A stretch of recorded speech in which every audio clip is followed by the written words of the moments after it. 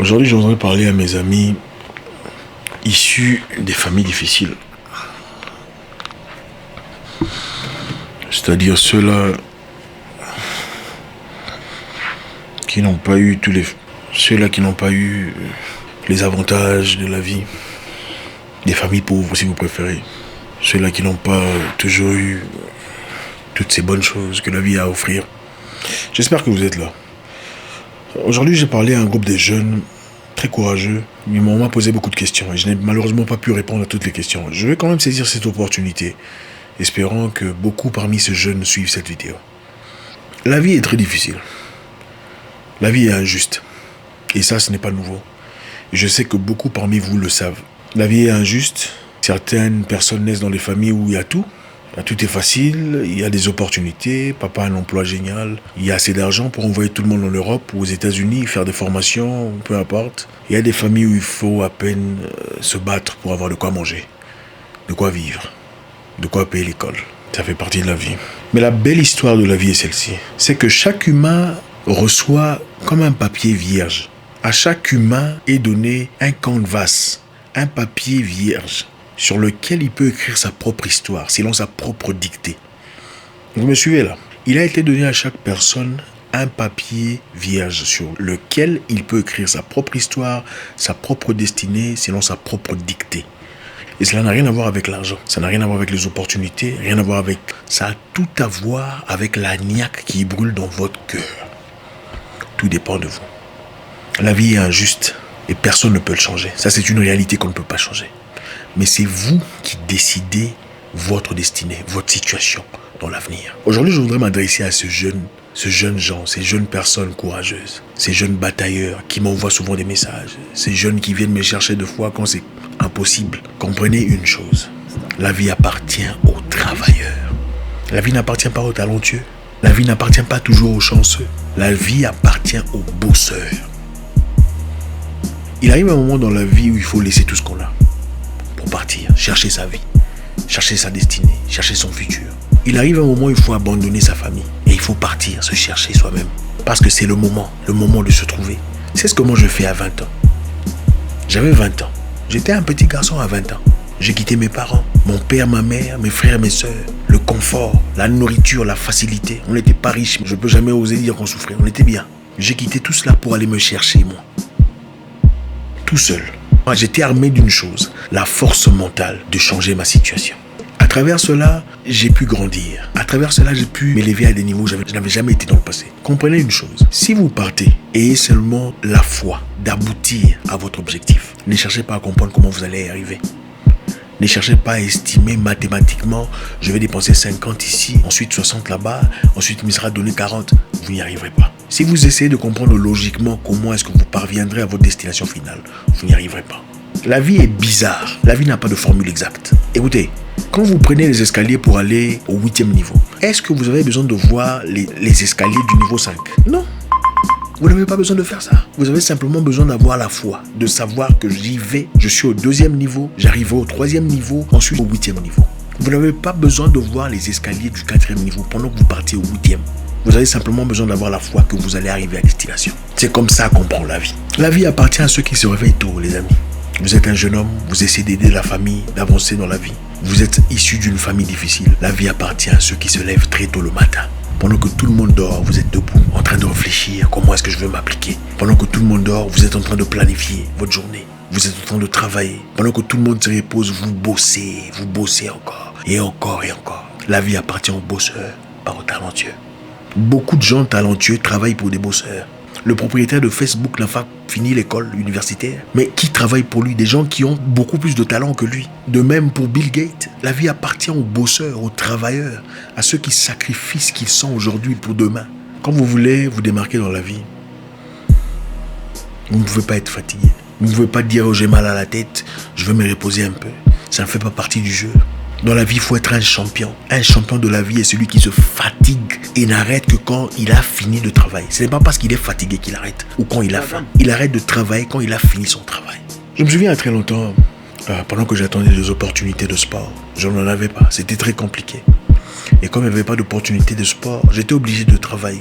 de trouver un boss, trouver un job comme n'importe qui. J'ai commencé à travailler. Et on travaillait des heures bizarres. C'était de 6h du matin à 23h par exemple. 6h du matin à 23h, c'était compliqué. Et pour avoir une opportunité de sport, il fallait s'entraîner. Alors dis-moi, quand est-ce que tu t'entraînes quand tu travailles de 6h du matin à 23h? Il n'y a pas de temps. Une personne normale te dira, je ne peux pas, je suis fatigué, c'est impossible. Mais qu'est-ce que je faisais? Parce que j'avais la foi en ce que moi je voulais dans la vie. Je savais que quoi qu'il en soit, il me sera donné une opportunité de sport qui changerait ma vie. Je partais travailler de 6h du matin à 23h et à 23h, je partais courir. Je partais m'entraîner à 23h, s'il vous plaît. J'aurais pu rentrer à la maison en disant je suis fatigué, je vais dormir, j'ai eu une longue journée. Une personne normale ferait de même. Mais à 23h, je rentrais dans les rues. Je m'habillais et je partais courir. Et à maintes reprises, je faillis me faire arrêter par la police. Parce qu'ils pensaient que j'étais un voleur. Imaginez-vous, une personne à 23h en train de courir dans les rues. Ou minuit. Le sacrifice de la vie. La vie n'appartient pas aux talentueux. La vie appartient aux braves, aux travailleurs, aux courageux. Ceux qui ne trouvent aucune excuse pour justifier leur incapacité. Beaucoup de gens veulent récolter des choses qu'ils n'ont jamais sémées. Écoutez, mon conseil pour vous aujourd'hui, c'est quoi? Prenez courage. Premièrement, s'il faut partir, partez. Si vous sentez dans votre cœur qu'il y a une direction qui vous appelle, qu'il est peut-être temps de partir ailleurs pour essayer quelque chose qui brûle dans votre cœur depuis un temps, peut-être qu'il est temps de partir. N'essayez pas de comprendre comment vous y arriverez, comment j'aurai l'argent, comment je survivrai. Ne vous en faites pas, vous survivrez. Vous trouverez un moyen. Parce que ça fait partie de la vie. Vous n'en mourrez pas. L'être humain est conçu de sorte à toujours se protéger, c'est tout à fait normal. L'être humain n'aime pas l'inconnu. L'être humain aime toujours contrôler sa situation. Mais croyez-moi, il n'y a pas de croissance dans le contrôle, ça n'existe pas.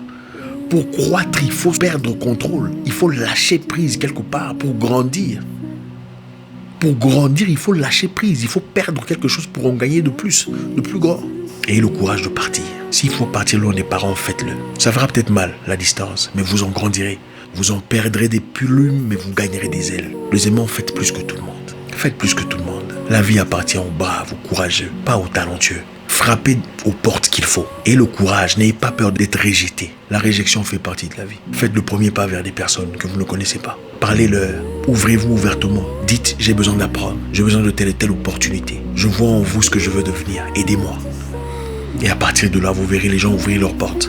Écoutez, aucun humain sur Terre n'aime pas des compliments. Ça n'existe pas. Quand vous allez vers une personne ouvertement, vous lui dites « J'apprécie ce que vous êtes et je souhaiterais que vous m'appreniez comment devenir comme vous. » Vous flattez son ego. Et en flattant son ego, immédiatement, il sent le besoin essentiel de vous prêter main forte. Vous pouvez vivre votre vie en restant où vous êtes, en faisant ce que vous avez toujours fait toute votre vie. C'est possible, c'est faisable. Vous pouvez aussi faire un choix de changer radicalement votre situation. 3. N'écoutez pas ces personnes qui vous disent que c'est impossible. Ils sont les plus gros menteurs du monde. Ceux qui vous disent souvent que c'est impossible, observez-les très attentivement, vous réaliserez qu'ils n'ont jamais rien foutu de leur propre vie. La plupart des gens ne peuvent rien foutre pour eux-mêmes. Ils veulent vous faire croire à vous que vous ne pouvez pas arriver à le faire. Parce qu'ils ont été incapables de le faire ou ils n'ont pas le courage de changer leur situation. Ils veulent vous faire croire à vous que vous en êtes incapable. Pourquoi ils le font? Ils le font généralement parce qu'ils ne veulent pas se voir eux-mêmes dans leur position. Donc, vaut mieux voir tout un groupe de personnes tomber, c'est-à-dire tout un groupe de personnes échouer, que de se voir eux-mêmes en échec. Ça, c'est la première raison. La deuxième raison, c'est peut-être parce qu'ils vous aiment vraiment. Et ils veulent vraiment vous protéger. Mais comprenez une chose, chacun sa destinée. Chacun sa vie. Chacun son avenir. Donc, ce n'est pas parce que Jacques ou Luc ou Mélissa ont été incapables d'aboutir quelque part que vous en serez incapable aussi. Chacun sa vie. Écoutez, même des gens qui naissent d'une même mère n'ont pas la même destinée. Vous pouvez naître des mêmes parents, dans la même situation, dans les mêmes conditions, mais vous n'avez pas devant vous les mêmes outillages pour les mêmes objectifs. Chacun sa vie. Dans une même famille naissent des docteurs, des ingénieurs, quelquefois des maçons. Chacun sa vie. Prenez courage de faire mieux que vos parents. Si on ne peut pas le faire sur le plan valeur, on peut au moins les rendre fiers de notre existence. Les amis, je ne suis pas ici en train de vous dire comment devenir riche. Je n'ai pas ces compétences-là. Mais les compétences que j'ai sont celles de vous montrer comment aboutir à vos objectifs personnels. Chacun peut y arriver.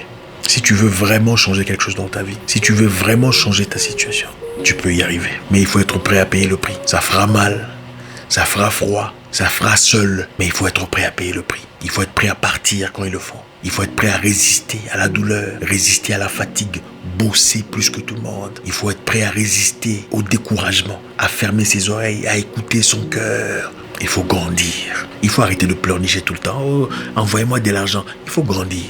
Pour finir, je vais vous raconter. Mon père m'envoyait $200 chaque mois. À 21 ans ou 20 ans, je crois. 20 ans, 21 ans. $200 à la fin de mois. Pour payer la maison et manger. Je ne sais même pas c'était pourquoi. $200. Il n'avait pas d'argent. C'était un fonctionnaire de l'État, il n'avait pas d'argent. Mais tellement que je sentais le poids que ça pesait sur mon père, je suis arrivé au point de lui dire, papa, je ne veux plus que tu m'envoies de l'argent. Je suis assez grand pour prendre soin de moi. Il était choqué.